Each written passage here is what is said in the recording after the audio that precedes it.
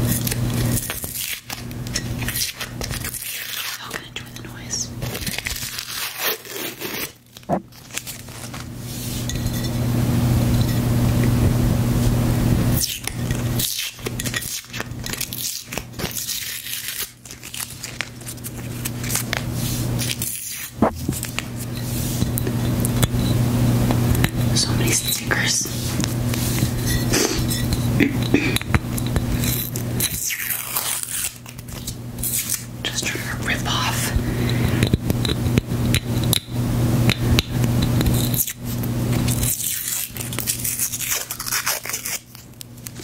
Okay, that's good enough.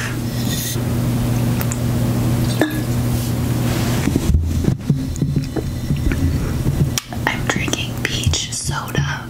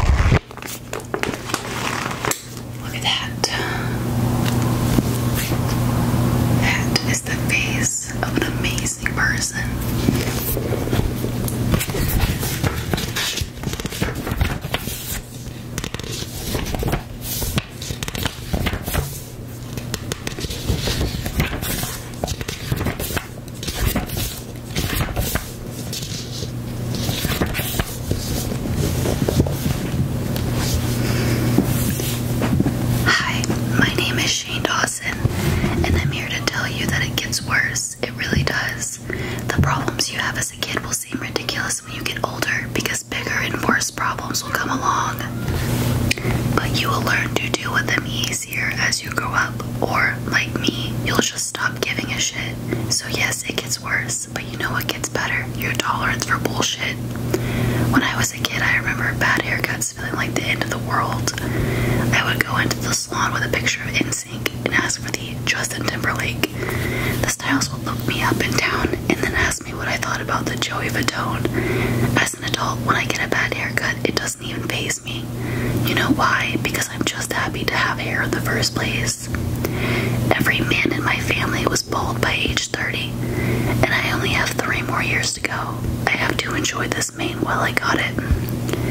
I can only pray that in a few years I'll have hair enough to pull off a Joey Fatone.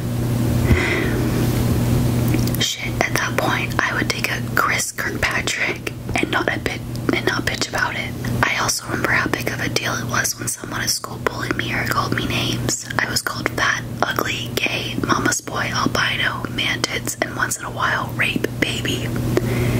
I don't quite understand that one, but then again, I kinda do.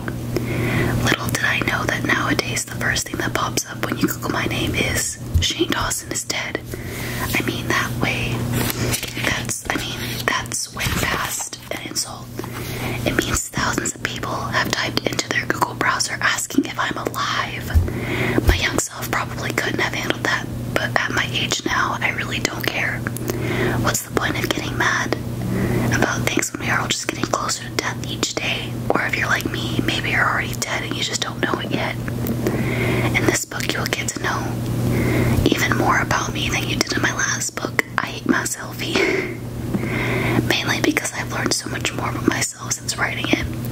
I've had my first real heartbreak that shook me to the core. I directed my first movie and got banned by critics. One reviewer in particular called my movie something only rapists, racists, and sociopaths could love. Yeah, that was rough, but the biggest thing that happened is that I discovered who I truly am and came out as bisexual. This past year has been a journey of self-discovery and also attempted self-love. If there's one thing I learned since my last book, it's that I don't hate my selfie. I just had moments of really being annoyed by him, and that's okay. So sit back, grab a diet soda, hey, we're all gonna die anyways, right? And enjoy the stories that I'm about to tell you. Just a warning, some of them might offend you and some of them might make you feel sick, but one thing is for sure, all of them will make you realize that even when it gets worse, there's still something to laugh about, and I find that pretty damn comforting.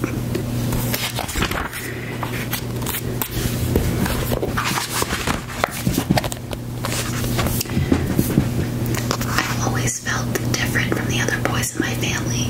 My oldest brother, Jacob, had a different girlfriend every month when we were growing up, and my other brother, Jared, had posters of supermodels all over his walls. The only poster of a girl I had in my room was of Queen Latifah, and that's because I wanted to be her.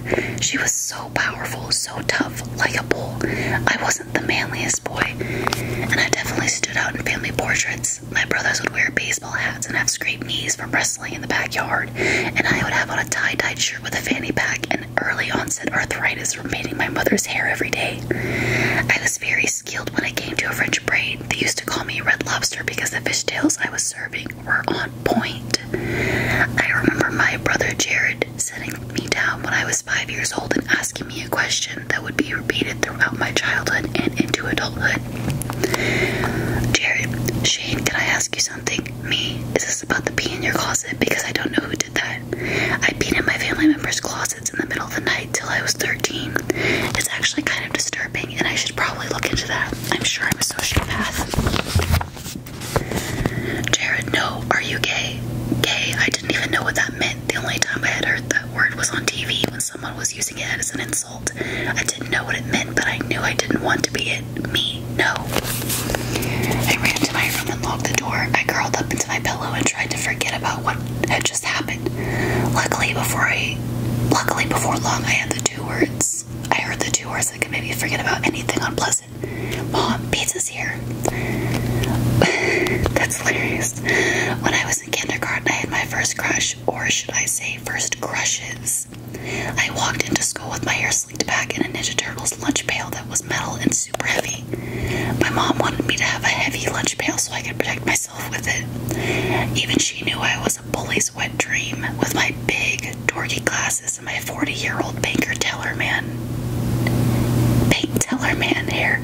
I was just asking to get the shit beaten out of me. I walked into class, and when I took a look around, my eyes stopped on what was the most beautiful girl I'd ever seen in my 5 years of living. She had long blonde hair and eyes that were so blue they looked like mirrors facing the sky. Her skin was soft and pale, and her outfit was perfectly color coordinated to keep her from looking even paler. God, I can't read. Wait, maybe I am gay? Question mark. Oh well, I walked up to her and tried to introduce myself, but before I could, a boy with spiked hair, spiked gelled hair, had a douchebag face swooped in to steal my thunder. It was at that moment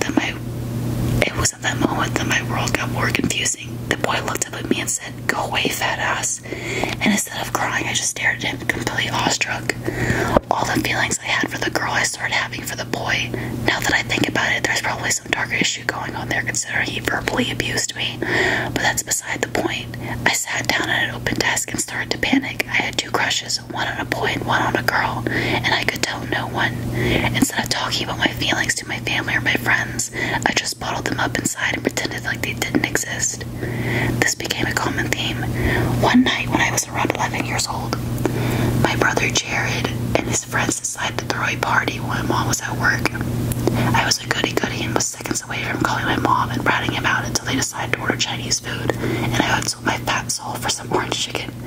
I had no moral code. After we ate pounds of greasy GMO-filled cat meat, my brother's creepy friend ripped out a VHS tape and everyone started freaking out with excitement.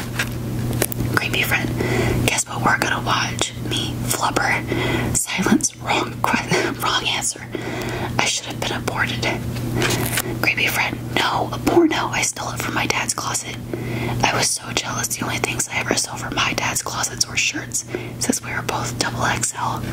My brother's creepy friend put in the tape in the VCR, and it started to play. I don't remember much about the storyline, but I do remember that there was a party, and for some reason there was only one guy and 12 girls, which to me didn't seem weird, because all my birthday parties were just me and a bunch of girls. Yeah, my life was just like a porno, except less sex and more girl talk. The guy started to take off his clothes, and then the girls followed. All my brother's friends started laughing and shouting at the screen, and I just sat there in silence.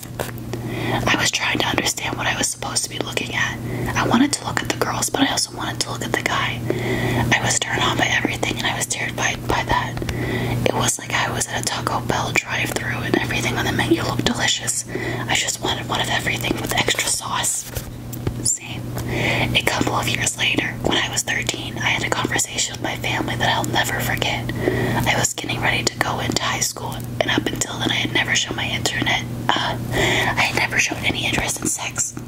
I was always thinking about it, but on the outside I could never talk on my feelings. When anyone asked me who my celebrity crush was, I would pick a person that was obviously a joke, like Oprah Winfrey or Rummer Willis. Sorry, Rummer. Or is it Rumor? I don't know. I was at a family get-together, and the topic of high school came up, and everybody turned their attention to me. Mom, so Shani, you nervous about high school? Me? I don't know. Uncle, they got showers there. If they do, I can teach you the family trick on how to make your penis look bigger. Me, I'm good. After a few more uncomfortable questions and a lot of terrible advice, a family member asked me the question I had been avoiding since I was 5 years old. Shane, are you gay? Silence. It was clear. This was something they had all been talking about behind my back. Before I answered, I looked around, and just about everyone in the room had a look of fear plastered on his or her face. My family was very religious, and being gay was seriously not okay. Me, no. Relief spread across the room. God, why did they care so much? The only one who didn't appear relieved was my brother Jared. He looked disappointed, like he knew I wasn't being honest with myself or my family. Later that night, I went to the kitchen to eat some leftover hamburger helper casserole. There's nothing I love more than freezing cold hamburger helper at 2 a.m. God, I'm fucking disgusting. As I opened the refrigerator door, I heard a voice behind me. voice. Shane. I jumped around and slammed the fridge door in shame.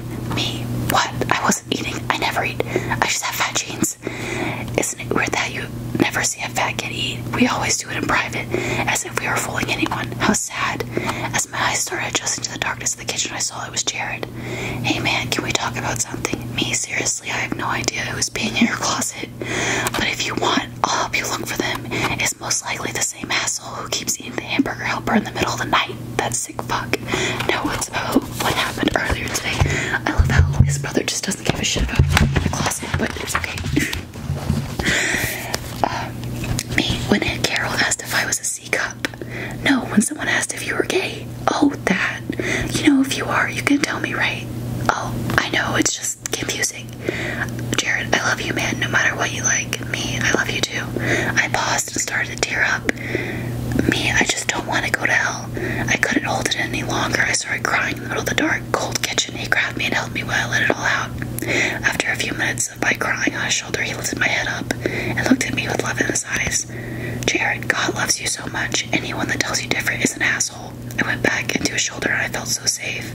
Jared, when you're ready, I'm here. It would be years before I was ready to confront my feelings. I went through the next 14 years holding them in and pretending that I was completely straight. I would fill the void in my heart with food and other addictions.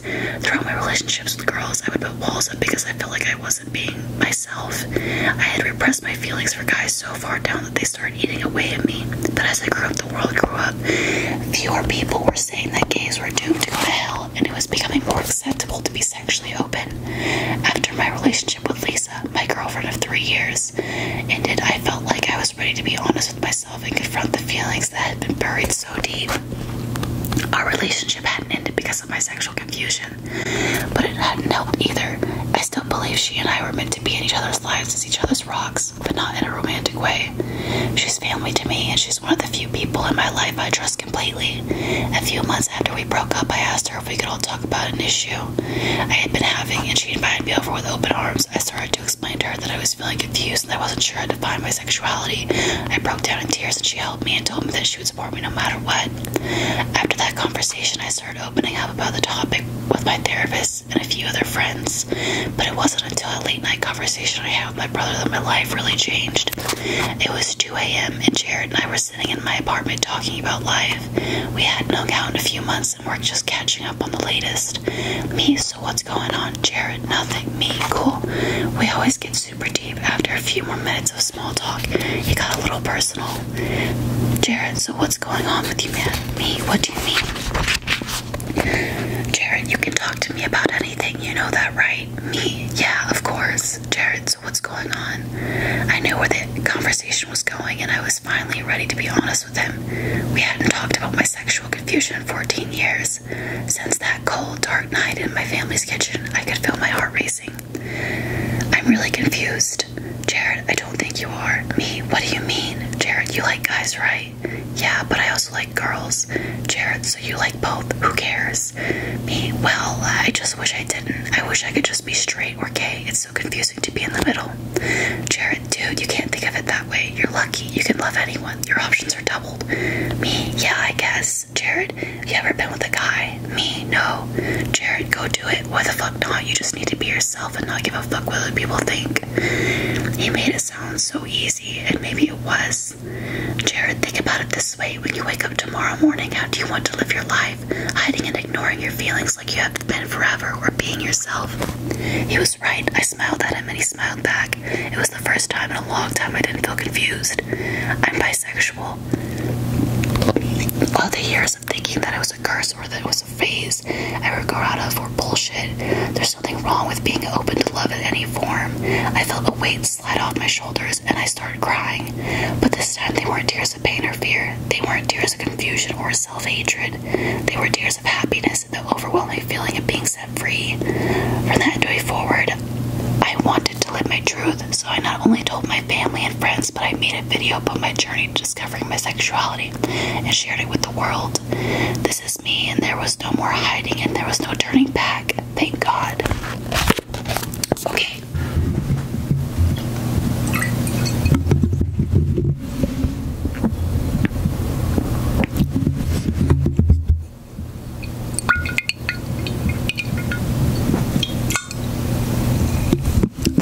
be fun editing this.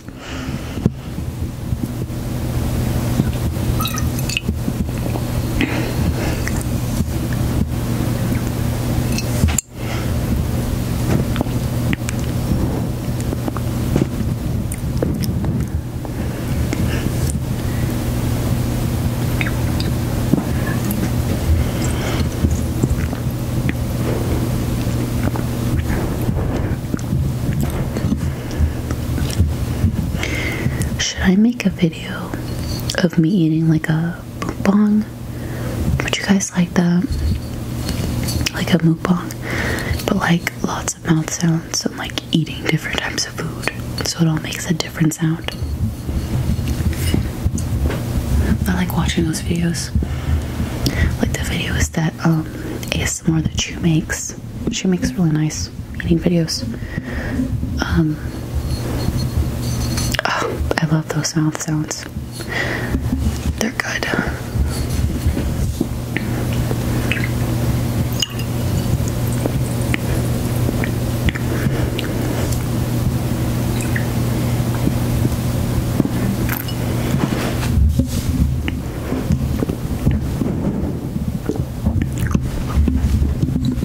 Oh, that's better.